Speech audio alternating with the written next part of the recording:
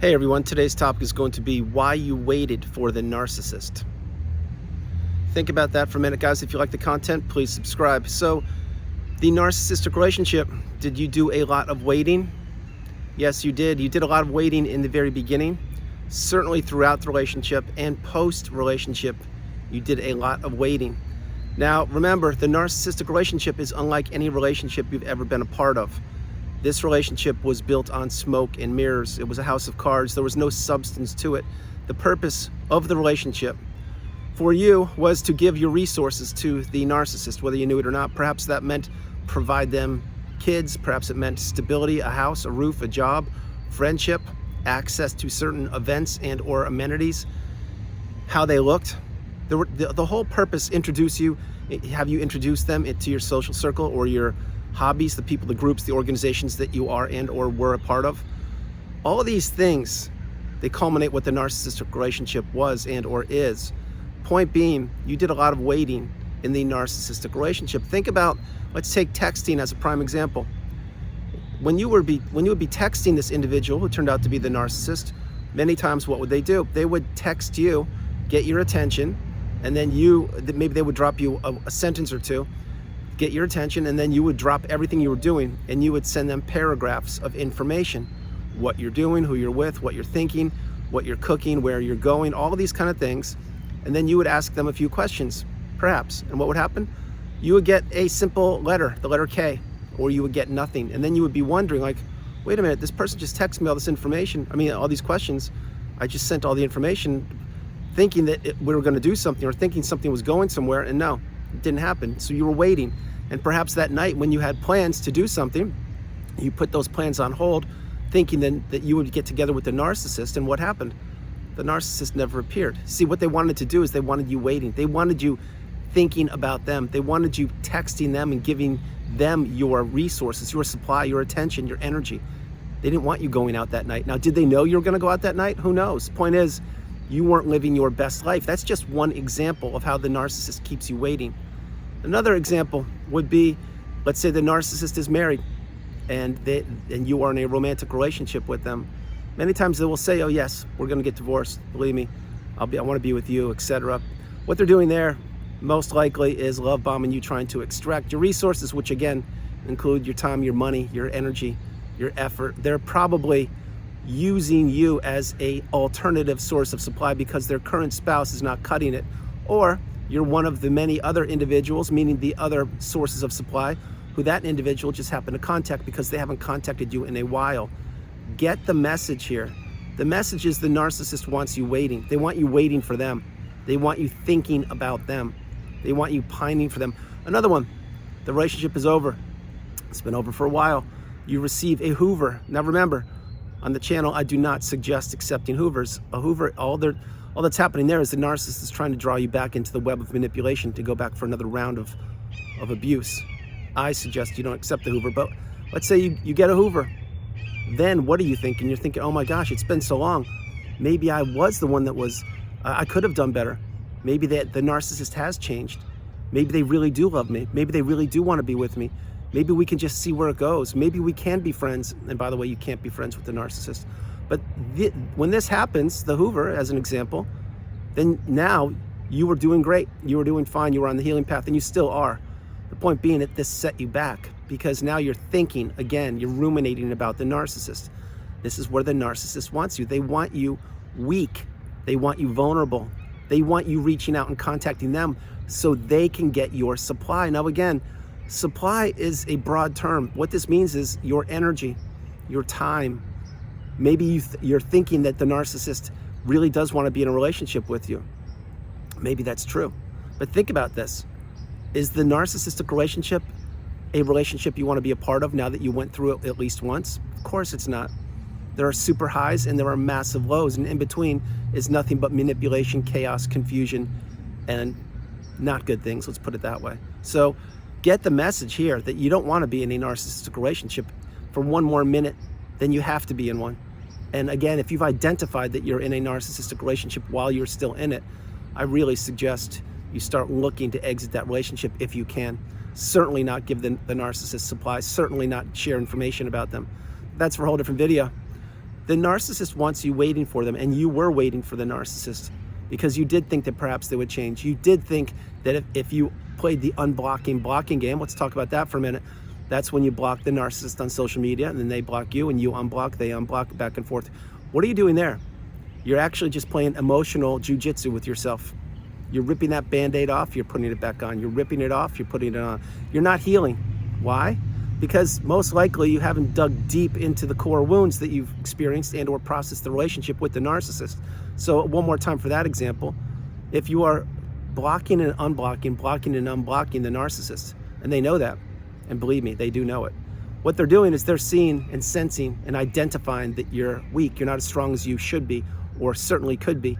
So they will continue to play that game as long as possible. Remember, when they're playing that game with you, the the blocking, unblocking, emotional jujitsu game, what's happening there is they're not just doing it with you, I can assure you.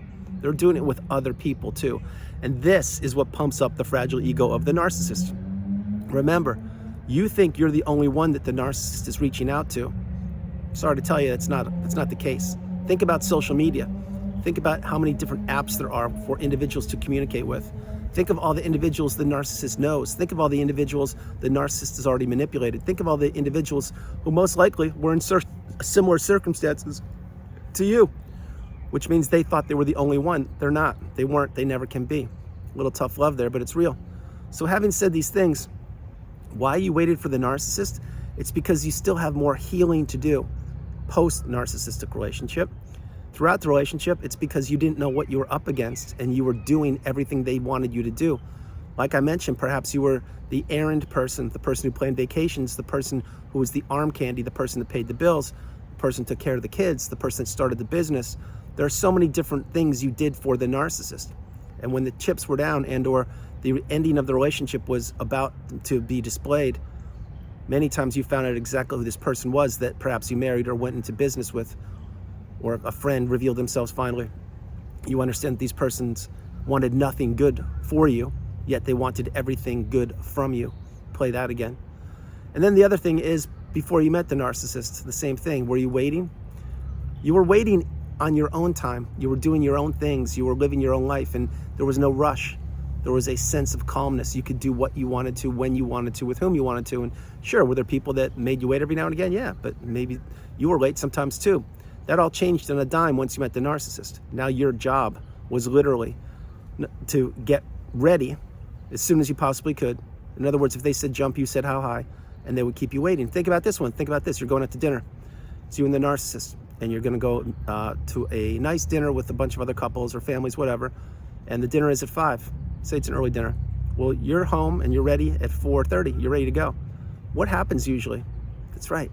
The narcissist sees that you're ready and you want to be there at 5. They're going to make you wait as long as possible, maybe 5:30, maybe 6. Why? Number one, because they can. Number two, because they want to disrupt your pre-dinner experience, meaning now you perhaps got flustered. You're like, wait a minute, this thing was at 5 and we said we'd be there at 5 and I was ready at 4:30. We should be going. You're like, what's going on? Well, they see this and they're like, wait, I'll just make you wait as long as I possibly can. When I'm ready, we will go. Yes, that happens. Another one, how about this one? Using the same example, dinner's at 5, you're ready to go. And the narcissist is just about ready to go. What happens? Many times you'll have an intentional argument. What is that for? That's to disrupt your energy. So you can't focus on enjoying the evening. It's meant to put you down, to invalidate you, to have you confused, and for that evening to be ruined for you, while the narcissist is gobbling up all the negativity from the intentional argument. Really get the message. That's why with these people, there is no good situation to be in a relationship with them. It's bizarro world. What is left is right, up is down, in is out. That's the way it is, and that's how they want it. That is exactly how they want it. Remember, why you waited for the narcissist is because you didn't know what you were up against, and you were probably being a beautiful, kind, loving individual, being patient. But everybody's patience wears thin eventually. What is reactive abuse? Exactly. It's a prime example. You probably, when you're in the relationship, were being pushed. You didn't even know how far you were being pushed. And then one day you stood up for yourself, you had a boundary, and you experienced reactive abuse. That's for a whole different video. But that's what the narcissist does. That's what the narcissist wants. They want to control you and your emotions. They want to destroy people's lives. They want to take and manipulate. They don't want you living your best life. They never have and they never will. So now, I will fast forward to post-narcissistic relationship. This is when the waiting ends. This is when the thriving and growing begins. When you finally rise through the ashes like a phoenix and you come through the fire, you understand that waiting for nobody is the path. Processing the relationship is the path. Understanding and being completely honest with yourself and authentic about the relationship, and knowing that that was a lesson, it was a life lesson that you had to experience. That is the solution. That is the idea. So again, post-narcissistic relationship, for people that are thinking, pining for the narcissist, thinking they're going to change, thinking that you did something wrong, thinking you could have done better, thinking all the what ifs and possibilities, or thinking about the new supply and what a great time they're having. Everyone, that's not the case. The case is the new supply, whoever they are, if there is one, and most likely there are multiple new supplies, those people are getting the same abuse that you got throughout the relationship. They're just most likely getting it at a rapider speed. But believe me, the narcissist gets, as they age, they become the aging narcissist, and they fine-tune their skills of manipulation. And what do? They prey upon people who don't have the wisdom, the education on the narcissistic cycle. That is not you. That you now have the education. So thinking about the past, waiting for the narcissist to change, waiting for them to contact you, waiting for them to reach out, waiting for them to say that they miss you, that you're the love of their life, etc., that's not good. I understand if the relationship ended recently, that may be where you are. In time, in your time, you will realize that nothing will change with the narcissist. Nothing. It hasn't in the past, and it won't now. And again, if you understand that you waited for the narcissist because you didn't know any better, and now you're getting the wisdom and you don't wait for anybody any longer, that's when you get strong. That's when you block the narcissist one more time, officially. Goodbye. You remove flying monkeys and people associated with the narcissist, and you don't wait for anybody anymore. You do things in time, in your time. So that's a lot to unpack, but I want to let you know the narcissist wants to keep you waiting. That's why many times, again, they will pop up out of the blue and drop a little note to you, some kind of cryptic message that only you will understand, and you're going to be like, oh my gosh, what is this? Like, I don't get this. That's meant to set you back again. It's meant to have you go backwards again. So now you're thinking about them, and what it does is it lays the foundation for them to reveal themselves one more time to you, so perhaps you will go back for more abuse. I hope you understand all these things. So guys, that's the video. I hope you liked it. I loved doing it from the beautiful Carolinas. This is Andrew. Namaste. Have a great afternoon. Stay true, stay blessed. Continue to become awakened and aware, and understand you are the priority. You come first, second, and third. And the narcissist wants you waiting for them. Believe me, they wanted you waiting for them in the very beginning of the relationship, certainly throughout it, and at the end. Close the chapter once and for all on these people.